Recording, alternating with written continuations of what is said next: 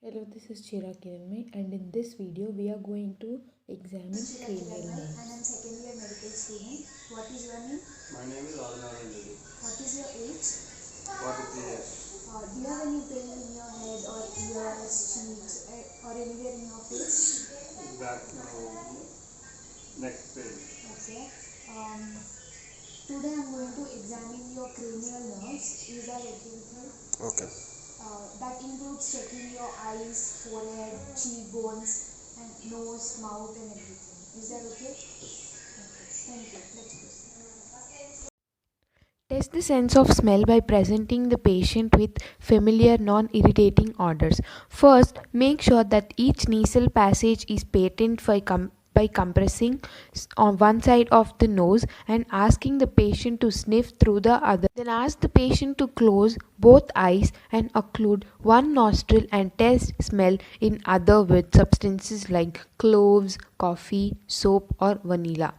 Avoid noxious odors like ammonia that might stimulate cranial nerve 5.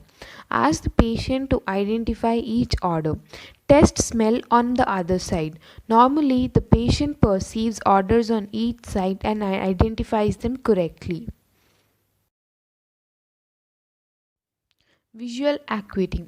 To test the acuity of central vision, we use a well lit Snellen chart. If possible, position the patient 20 feet from the chart.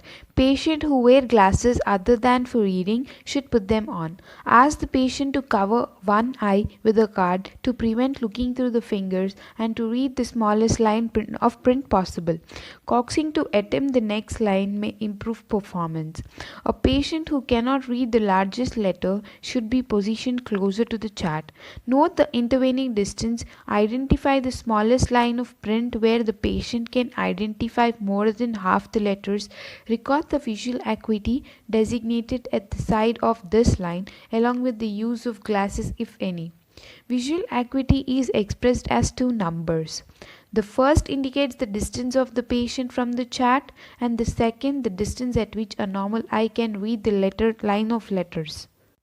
If you have no charts, screen visual acuity with an available print. If patients cannot read even the largest letters, test their ability to count your unpraised fingers and distinguish light such as your flashlight from dark. Visual field by confrontation is a combination of two tests, the static finger wiggle test and the kinetic red target test. Static finger wiggle test. Position yourself about an arm length away from the patient. Close one eye and have the patient cover the opposite eye while staring at your open eye. So, for example, when the patient covers the left eye to test the visual field of the patient's right eye, you should cover your right eye to mimic the patient's field of view. Place your hands about 2 feet apart of the patient out of the patient's view, roughly lateral to the patient ears. While in this position, wiggle your fingers and slowly bring your moving fingers towards into the patient's center of view. Ask the patient to tell you as soon as he or she sees your finger movement. Each test clock hard or at least each quadrant. Test each eye individually and record the extent of visits in each area. Note any abnormal field cuts. Kinetic red target test. Facing the patient, move a 5 mm red topped pin inward from beyond the boundary of each quadrant along a line bisecting the horizontal and vertical. Inspect the size and shape of the pupils and compare one side with the other. Anicorsia, or a difference of greater than 0.4 mm in the diameter of one pupil compared to the other, is seen in up to 38% of healthy individuals.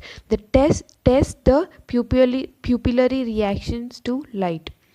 Also check the near response, which tests pupillary constriction, convergence, and accommodation of the lens. Test the extraocular movements in the 6 cardinal directions of gaze and look for loss of conjugate movements in any of the 6 directions which causes diplopia. Check convergence of the eyes. Identify any nystagmus, any involuntary jerking movement of the eye with quick and slow components. Look for sthiosis, A slight difference in the width of the palpebral fissures is a normal variant in approximately one-third of patients. Motor function of trigeminal. While palpating the temporal and masseter muscles, in turn, ask the patient to firmly clench the teeth. Note the strength muscle contraction. Ask the patient to open and move the jaw from side to side.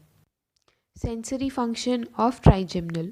After explaining what you plan to do, test the forehead, cheeks, and chin on each side for pain sensation. The patient eyes should be closed. Use a suitable sharp object such as a pin or cotton swab. You can create a sharp wood splinter by breaking or twisting a cotton swab.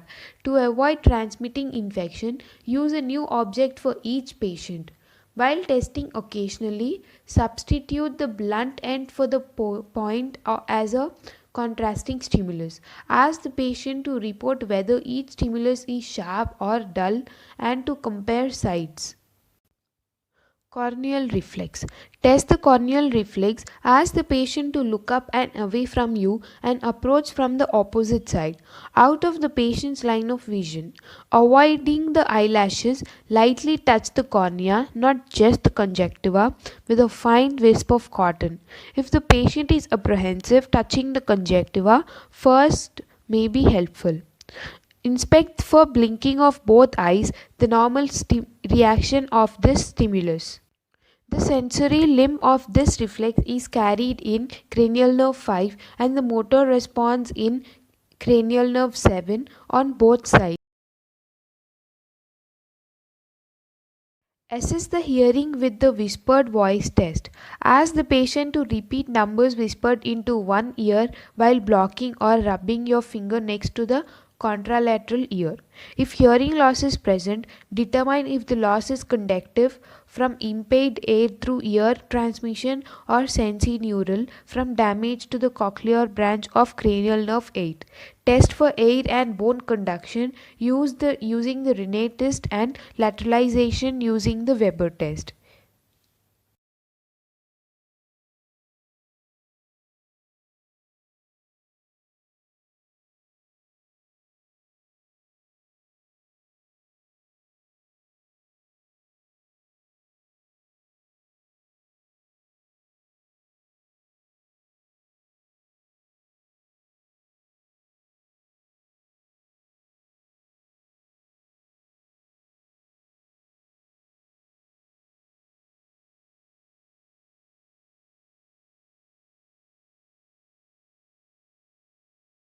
Listen to the patient's voice. Is it hoarse or does it have a nasal quality? Hoarseness occurs in vocal cord paralysis, nasal voice in paralysis of the palate. Is there difficult in swallowing?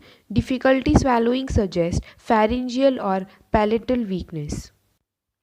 Ask the patient to say ah or to yawn as you watch the movements of the soft palate and the pharynx. The soft palate normally raises symmetrically, the uvula remains in the middle line, and each side of the posterior pharynx moves medially, like a curtain. The slightly curved uvula, seen occasionally as a normal variation, should not be mistaken for a uvula deviated by a lesion of cranial nerve 9 or 10.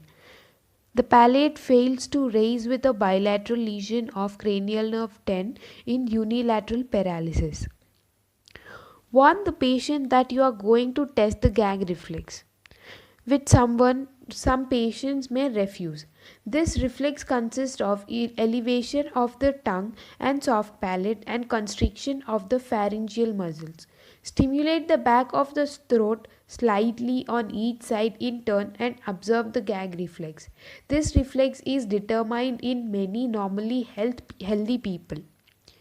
Unilateral absence of this reflex suggests a lesion in cranial nerve 9 and perhaps cranial nerve 10. Standing behind the patient, look for atrophy or fasciculations in the trapezius muscles and compare one side with the other. Fasciculations are fine flickering irregular movements in small groups of muscle fibers. Ask the patient to shrug both shoulders upward against your hands. Note the strength and contraction of the trapezius. Ask the patient to turn his or her head to each side against your hand. Observe the contraction of the opposite sternocleidomastoid muscle and note the force of the movement against your hand. A supine patient with bilateral weakness of the sternocleidomastoid muscles have difficulty raising the head of the pillow. Listen to the articulation of the patient's words. This depends on cranial nerve 5, 7, 9, and 10, as well as 12. Inspect the patient's tongue as it lies on the floor of the mouth. Look for any atrophy or fasciculations. Some coarser, restless movements are normal. Then, with the patient's tongue protruded, look for asymmetry, atrophy, or deviation from the midline. Ask the patient to move the tongue from side to side and note the symmetry of the movement. In a unilateral cortical lesion, the protruded tongue deviates away from the side of the cortical lesion. In cranial nerve 12 lesions, the tongue deviates to the weak side.